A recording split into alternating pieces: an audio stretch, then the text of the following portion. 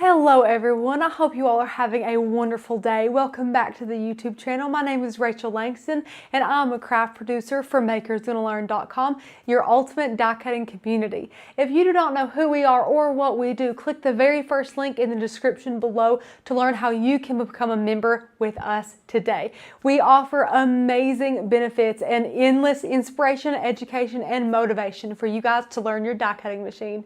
In today's video, I'm super excited to share with you 11 Cricut mistakes you're probably making. Today, we're going to break down some little things and some not so little things that you do not need to be doing with your Cricut that you might be doing. Little mistakes that lots of people make that we are here to prevent you guys from making anymore. So sit back, relax, and enjoy this video. And don't forget to leave me a comment in the comment section below and tell me which one of these blew your mind the most. Without further ado, let's go ahead and jump into them.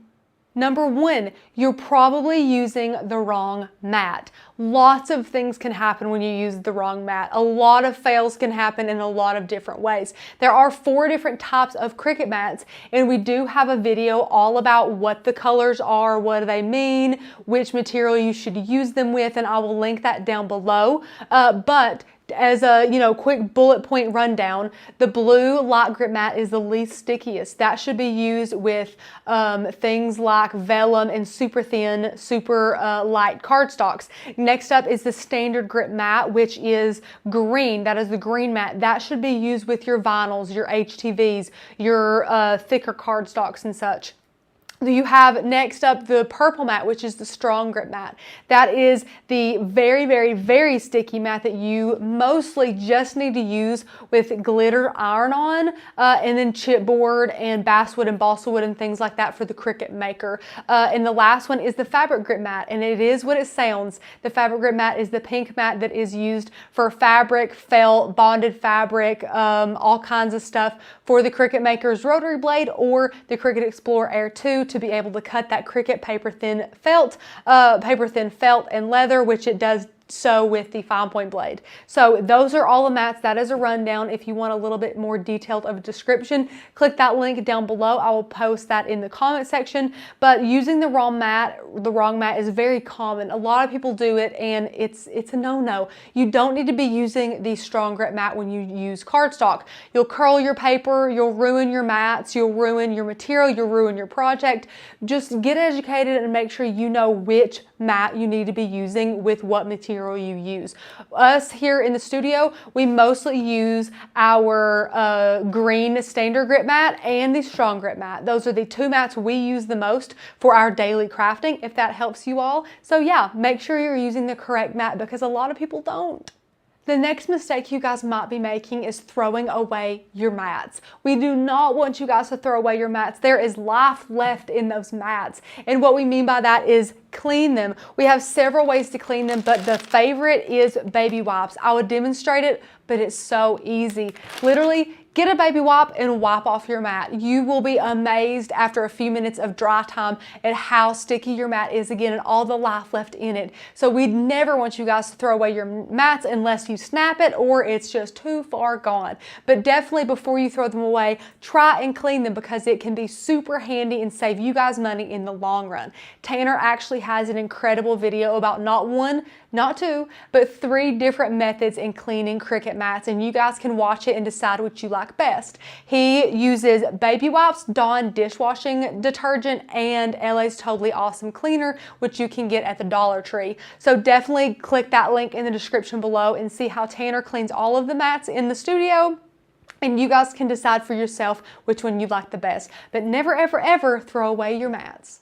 So you guys cannot see this, but I can. Maybe if I tilt it a certain way, do you see that there is the word hello cut out of vinyl for us? So that has been cut with the Cricut for us. And I do want to go over a few mistakes that you guys might be making working with vinyl. So the first one is not burnishing your vinyl before you weed. That is another mistake that a lot of people make. And what I mean by that is we have here a burnishing tool, and we love this. Is from a 143 vinyl. It's a little kind of rubber squeegee, and it works amazing. So what I mean by burnish is you must push on your vinyl once it's cut. And what this does is it re-adheres and just strengthens the adhesion of your vinyl onto the backing of that vinyl. Because once you peel this up to weed it, you want your letters to stay down. And if they are burnished and you have just pushed them down, they have a better likelihood of doing that. The next mistake that you guys make is not trimming the excess vinyl from your design before you weed it. So if we look here again, you can see that our design is just taking up barely any space at all. So what I'm going to do is I'm going to go in here with a true control knife after it's been cut and cut along the edge of this design. That way I can peel up the excess just like so and have all of this extra and not have weeded any of that, because that is good vinyl. So now we only have this to work with. Now, number 3, the third mistake you might be making in regards just to vinyl is not weeding on the mat. In this particular instance, you might want to peel this up and start weeding. We say do not do that. You have burnished this. Now use the mat to your advantage. So if you are worried about getting any sticky off of your mat, flip it over. That way your arm can be resting here on the table and you can take your vinyl and peel it up like this. It peels up much, much easier than if you were to use anything other than this mat. If you were to take this off of the mat and weed it like this, you would have to use a whole entire hand just to be able to hold this down. Meanwhile, if you use the mat, if you place it up here on the mat, it is like another hand for you. It's like you just don't even have to worry with it. It's a whole nother hand and it helps the process so much.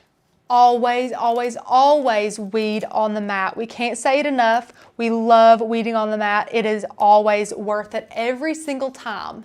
The next mistake you guys might be making is not cleaning your vinyl project blanks with rubbing alcohol. We get this question all the time is, I'm trying to add vinyl on something like a mug or let's say a glass or a glass square ornament or something, and it won't apply well. What is the problem? The problem is when you have something like a ceramic mug, as you buy it and through the days that it sits or through you using it or not using it, whatever, you will accumulate oil from your fingers, dirt, dust, debris, all kinds of things on this that you might not be able to see with the naked eye. So to combat that, we always, always, always have a little pump bottle of rubbing alcohol. Rubbing alcohol is a little bit low now. It's a little bit hard to find. Thank you, Corona. But we love to use this pump bottle and get a couple pumps on our paper towel here and hold our mug and wipe this down with rubbing alcohol. If it's something like a mug, we suggest sticking your hands inside the mug. That way after you clean it, you can allow it to dry and not get any more oil from your fingertips on it until you're ready to transfer that vinyl over. Now the significance of doing this is it removes all that dust, oil, and dirt that could be accumulated and allows a good, slick surface that's super clean to add vinyl to. And guys, let me tell you, 9 out of 10 times you will have a way more successful project than if you do not do this step. Always have some rubbing alcohol on hand to clean any type of project like this. Any smooth surface, I clean it.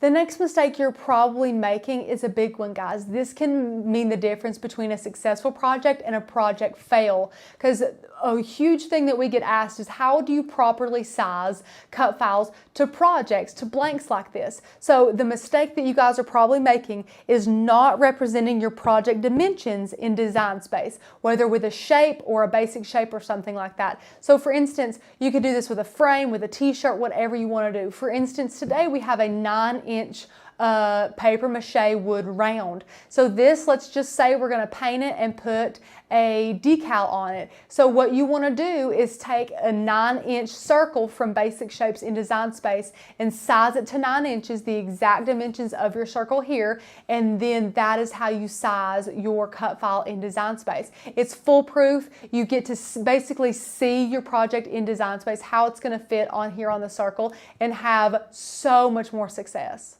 To demonstrate that in Design Space, here we are on a canvas and we have a cute cut file that says, "Here comes the bride." Let's say we're going to be making a sign for a wedding coming up. What you're going to want to do is go over to Shapes, get a circle, and go up and size that circle to 9 inches, because you know that the circle we were using in our hands physically is also 9 inches. And now that you do that, you can go just as far as to change the color to a brown like it is. And now, guys, you can size your project easily on your circle. And if this ever happens that your SVG slips underneath your project, that's fine. You can go right up here to Arrange and click Send to Front, and it will send that straight here to the front. And now you can size this up and size it perfectly to your circle and not have to worry about anything in Design Space, anything kind of messing up, because sometimes, guys, things can get misconstrued when you're, physically measuring something and then you don't have it in Design Space, you just can't see it. It's much, much easier than if this was gone. Saying, okay, well, our circle is 9 inches, our circle is 9 inches. Well, that's 7.5 inches. So we could easily make this 8 inches wide and it would probably still look good on that circle. So yeah, that's fine. When in reality, it might be just a little bit too big for how you want your circle to look. So if you have a circle here in Design Space that is 9 inches, it's so much easier to do this. I promise you guys, you will absolutely not regret it, because now you can see, oh gosh, that's a little bit too big for us. Or you guys might forget what size your circle is as you're trying to size it and things like that. And we don't want that to happen. That can be catastrophic. You can waste time, money, material, and we don't want any of that. So guys, make sure that you are always trying to represent your blank size in Design Space as accurately as possible. The next mistake you're probably making is not saving your project in Design Space as you go. So for instance, if I wanted to clear this out, I have this here. I know I want that cut file. It's a really cute cut file. We're going to work with this today. What do we want it on? We want it on a round that is 9 inches. So I'm going to go up here and get a 9-inch round, click 9 inches. At this point is when I would stop and click Save. Save as. We'll rename this to bride sign. Rename it, save it. Once it says project saved, whew, you can just sit back and know that to this point your project is saved. Now you can go in here, change the color, you like that. You're gonna bring this in, do that little trick we said, and go to align and move to front, size this up, looks good. We're gonna make this HTV white for our sign. That looks really nice. Now we're gonna make sure it's all centered up together. We're gonna align it. That looks really good. And you know what? Maybe we'll add another quote on the back. Well, stop. At this point, now that you've made a couple of steps, you're gonna come right back up here to this button, click Save, and click Save. Once you click Save again, it will say Project Saved. That is an updated save. So that means to now this point, your project is saved. Guys, I can't tell you how many times I have been basically slaving in Design Space trying to make a really complicated quote with 3 or 4 different fonts, and it's going really well and it's looking really cute, and there's basic shapes involved and lots of slicing and welding, and something happens. I don't even know what, guys, some kind of glitch, and I lose everything. I was devastated, and guys, this happened more than once. So I always make sure that I stop and save my project as I go, just to make sure that I do not waste all of that time that I spent on my projects. Now, if it's something as simple as sizing one cut file and then cutting it, I don't think that that really matters unless you feel like you're going to use that later with the sizing that you made. But something like this where you're going to create some layers and you have the dimensions of your blank and you want to add something to the back and things like that, make sure that you are saving as you go. That will be very beneficial for you guys.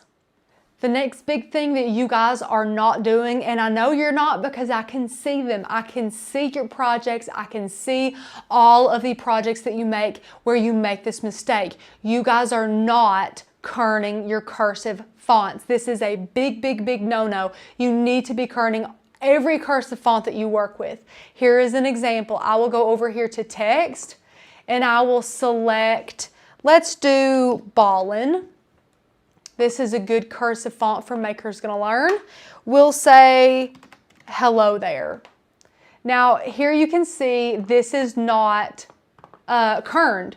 Some people, guys, will go and click make it and use it like this. That is a big problem. We want to educate you guys on why you need to kern bad. So here's what we're going to do. First thing, we're going to ungroup all of these. So we're going to go up here and click ungroup. And now I want to get closer in here so I can really see what I'm doing. So I'm going to come in closer, just like this. And what I'm going to do is slowly but surely, I'm going to drag and select all of those letters but my H. And guys, this is important, using the arrow keys on your computer, on your laptop, whatever. Use the arrow keys on your keyboard and we're going to move it over. And once you have it there, if you want to tweak it a little bit, you can tweak it just a little. And now you can grab the other 3 letters, the LLO, and do the exact same thing. Beautiful. Click off of it. Now select your LO. Do the same thing. Beautiful. Click off. And your O. Arrow keys in. Perfect. That is a kerned word. That looks gorgeous. So again, just to refresh, just to make sure you guys understand. And this is a really great example of a font where you might think, keyword think, that you don't have to kern and you do. Because watch this. I'm going to bring this H in there and oh no, the top of my H, or excuse me, the top of my T overrides with the top of my H. So I probably shouldn't kern that. Incorrect. Kern it. Always kern it. It doesn't look awkward. It's fine. Don't worry about it. You will have much more people staring at your unkerned T and your H than they will at that little blip there. It looks totally fine. I mean, seriously, don't think that. Looks fine. Looks super cute. Now we're going to go in here with our E. So cute. So now you have hello there and it's kerned. And now, guys, the important thing to do, let me demonstrate on this hello. The important thing to do here is they're still separate. Okay, so what you also have to do, a part of kerning your cursive letters, is to always weld them. So the purpose of that is because if you leave this how it is now, first of all, they're going to cut completely jumbled up. So let me go ahead and click make it and show you. See, look at this. We got H, L, L, E, O. It's a mess. So now you click cancel. Well, even if we go over here, guys, and we select them all and we click attach, it's only going to attach the letters where they are. So it will cut just like you see it here. However, it will actually have little cut marks right in here where that H meets that E, and a cut mark where that E meets that L. And we don't want that. We want this to cut as one cohesive, beautiful word. So to do that, you're going to come down here with all of those selected and click weld. Now that you weld, that will be fixed for you, so you don't have to worry about that at all. So that's going to be beautiful. We'll change that color to a gray, and now we'll go ahead and click make it. And the next mistake that you're probably making that I do want to correct is actually one more click from us. So we're going to just continue through these motions and I'm going to show you what I'm talking about. Now, with this, let's say we're cutting this out of vinyl. Okay, we're cutting out of vinyl. That's great. Maybe your blade isn't cutting as it should and you want to replace your blade.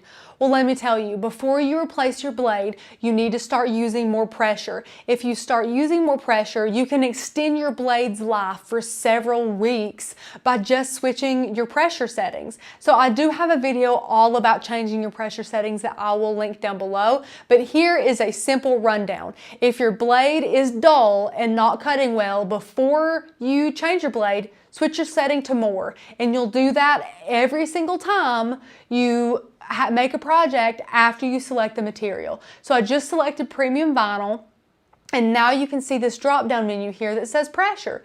You'll click that drop down menu and click more. Go ahead and click more pressure, and there is a hack for you guys that you probably are not doing to save money and get several more weeks out of your dull Cricut blade. It just tells the Cricut to cut a little bit deeper, which really makes a difference when that blade is dull. I only have one more to show you today, and it is about the actual Cricut housing and the blade here. So I'm going to switch you to a different camera angle where you can see this properly, and we'll discuss it. The last and final mistake you guys are probably making, which is costing you time, money, frustration, and material, is having the blade housing too high out from the clamp. It is so easy to do. A lot of people make this mistake. It is not really talked about or taught to correct. So this little fella right here, if you can see the top lip on this blade housing here, you see that there's quite a bit of a gap between the clamp and the lip of the housing. Well, that needs to be corrected. So if you go into here and you open clamp B and you slide that blade all the way down and close clamp B back, you completely change the game. That right there, that little bitty trick could make the difference between project success and project failure. You would never think about it, guys.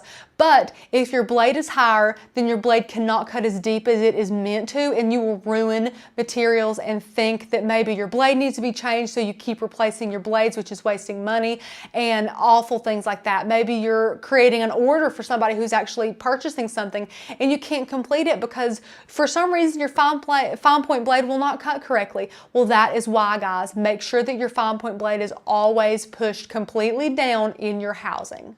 So what did you guys think? I hope that you all enjoyed learning all about these 11 Cricut mistakes you're probably making and how to avoid them and how to make them right. I absolutely love putting videos like this together for you guys. Don't forget to click the very first link in the description below to see how you guys can become a member of Makers Gonna Learn and get endless inspiration like this every single day. Thank you guys so much for watching. Don't forget to leave us a like and a comment down below. Subscribe if you haven't already, and I will see you all in the next video. Bye.